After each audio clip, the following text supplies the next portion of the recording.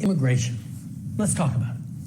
Actually, what we really need is to talk about how Justin Trudeau broke the immigration system. Last week, Justin Trudeau released a long video trying to explain why the fact that our immigration system is broken has absolutely nothing to do with him. We're here to set the record straight. In the last 2 years, our population has grown really fast, like baby boom fast. And increasingly, bad actors like fake colleges and big chain corporations have been exploiting our immigration system for their own interests. Justin Trudeau has been in power for 9 years.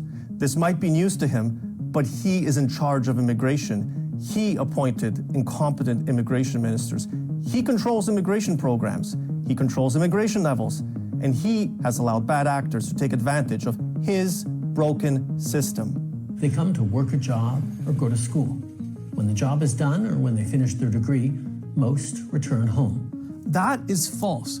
According to the OECD, 1 in 3 study permit holders in Canada extend their stay. That's the highest in the 26 OECD countries. Of international students that received study permits in 2015, 60% of them were still present in Canada in 2020. Again, the highest in the OECD. So back to this year's plan. Historically, Canada's annual immigration plan just looked at permanent residents.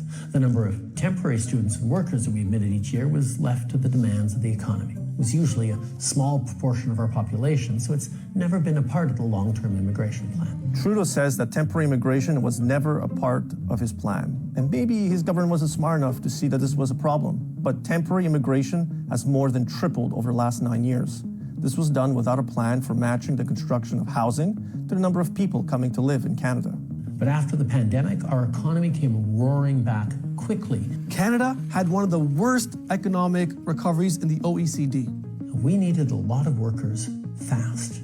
Canada is in the middle of a huge labor shortage. Temporary foreign workers became such a significant part of our workforce that it'd be a mistake not to include them when we plan our immigration levels.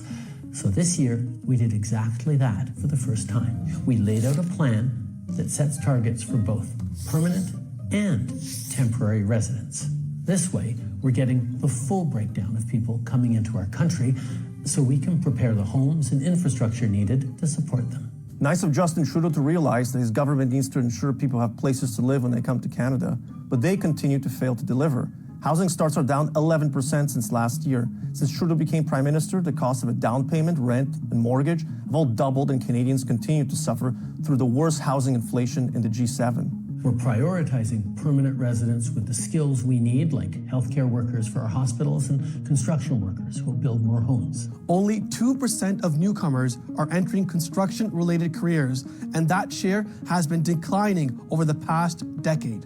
Some temporary residents may turn to our asylum system when their visa expires as a shortcut to stay in Canada. Those claims will be analyzed and processed, and if their claim fails, they'll be sent home.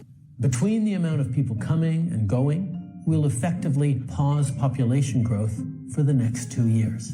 Then from 2027 onwards, it'll balance out and slowly start increasing again at a sustainable pace.